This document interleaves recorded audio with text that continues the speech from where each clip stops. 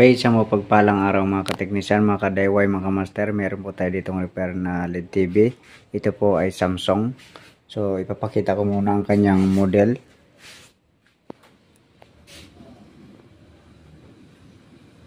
Ayan. So, ayan po ang kanyang model. Ayan. So, testing natin. Saksak natin ito. Ayan, nakasaksak na ito. Dito na lang ang wala. Saksak natin, nakakabit na rin yung cable para malaman natin kung ano ang issue nito.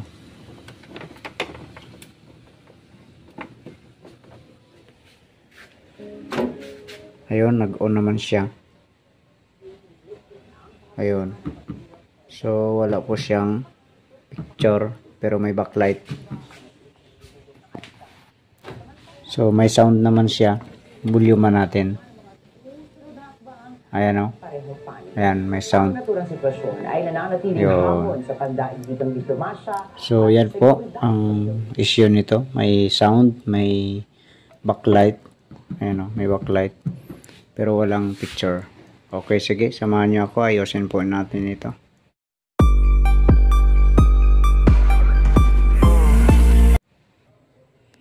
Okay, ito. Natanggalan natin ang kanyang mga screw.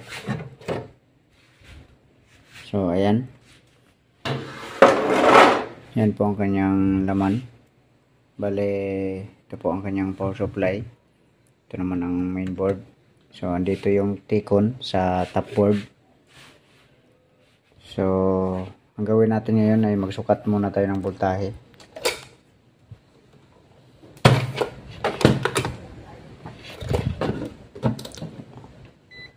DC po ang ating range. Tapos dito tayo i-ground natin yung ating negative na test rod. Ayan. Tapos saksak natin dito. Ayan. Saksak natin. Ayan. Dito po ang kanyang fuse.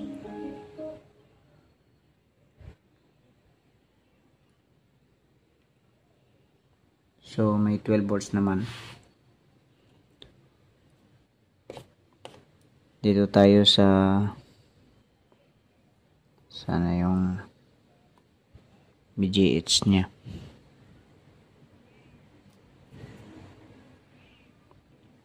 Walang mga naka-indicate dito.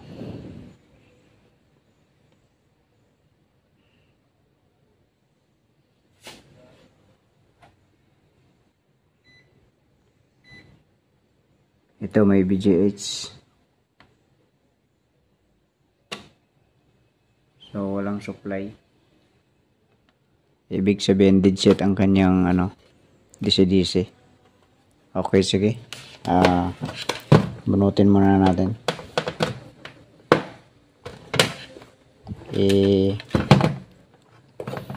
Buzzer natin kung baka may grounded dito. Ayan, naka-buzzer tayo. So, dito tayo sa mga kapasitor. Ayan. Check natin ito kung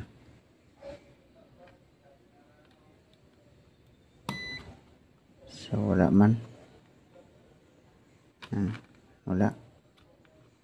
Ito. Ayun, meron. May buzzer. Bali, ang kanyang ohms ay nasa 3.6. So, subukan nating tanggalin itong SMD na to, yung kapasitor.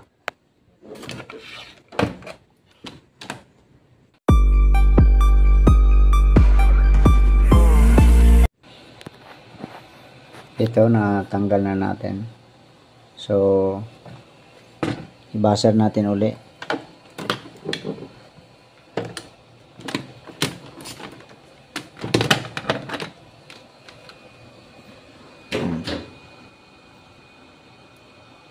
Bali, ito yung pinagtanggalan natin. So, i-buzzer natin ito kung nawala na yung grounded. So, meron pa rin. So, sa mga sabi, okay, itong na to, SMD. Itong kapasitor. Ayan. So, may grounded pa rin. Dito tayo sa kasunod na mga kapasitor na to. Check natin ito.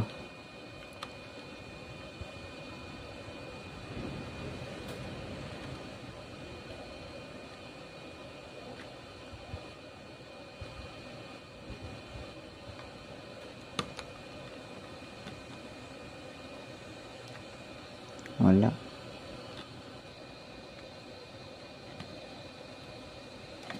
Hindi kasi matulis yung ating spread. Okay, palitan po natin.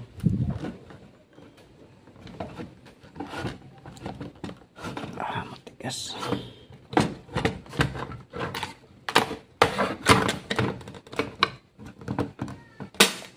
Lang, tanggalin ko muna. Ito na, napalitan na natin. Medyo matulis na ito. Dito meron. Ayan may buzzer. Grounded. Dito tayo sa kabila. Wala rin. Dito. Ayun, meron.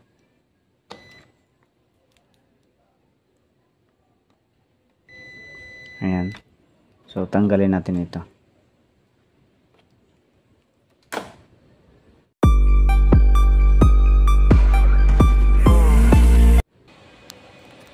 Okay, ito natanggal na rin natin. So, wala na dito. Ayan. So, check natin ulit. Buzzer natin ulit. Dito sa dulo.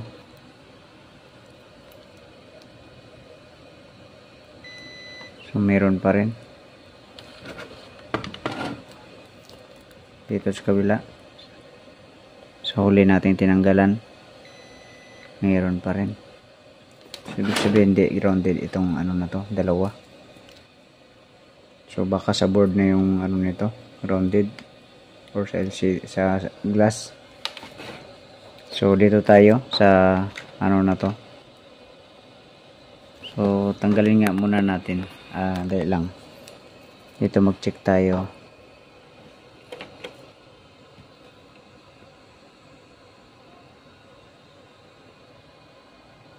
Yan, check natin. Ayun, grounded. Tanggalin natin itong ribbon para malaman natin kung saan banda talaga ang may grounded, para mas mapabilis tayo. So, malaman na natin to kung dito sa side na to or dito sa kabila. Check natin ito.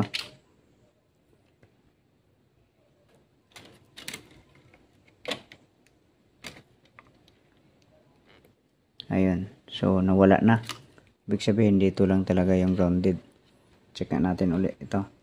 Yung tinanggalan natin. Ayan meron talaga. Tumutunog. Dito tayo. Wala.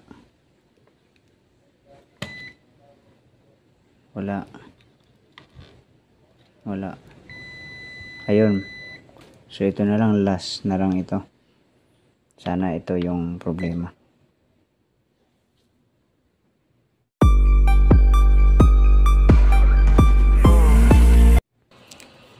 Ito, natanggal na rin natin. Mali, 3 piraso na yan.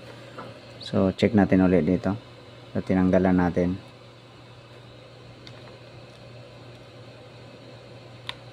Ayun, nawala na. Check natin itong tinanggal nating huli. Oops, nahulog pa. Hindi lang. Hindi. Hanapin ko muna. Ito. Buti na hanap ko pa. Check nga natin.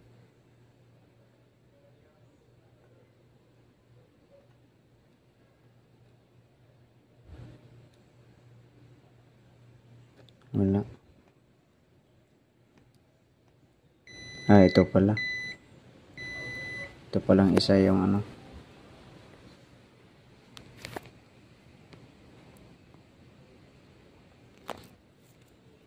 Ito palang isa yung grounded.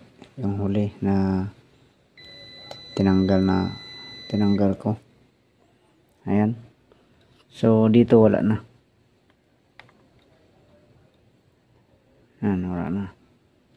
Dito sa kabila. Nawala na rin. Ito. Ayan, wala na. Okay, sige. Balik natin ito.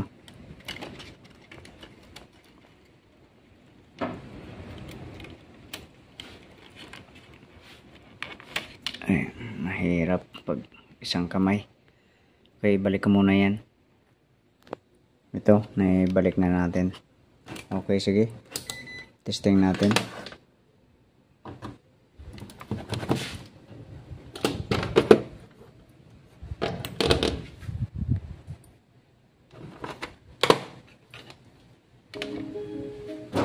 Ayun, nag-ano siya.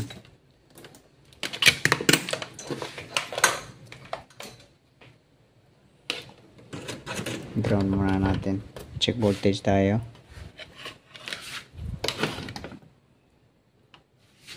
Dito. Ayan, may 12 volts. Dito tayo sa BGH.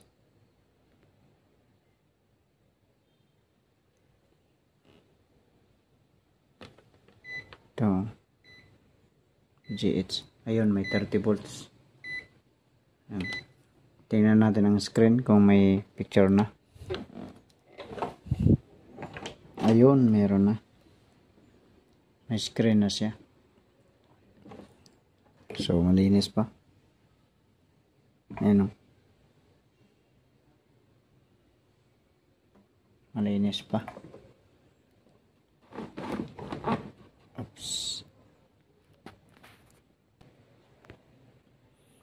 So, yun lang po.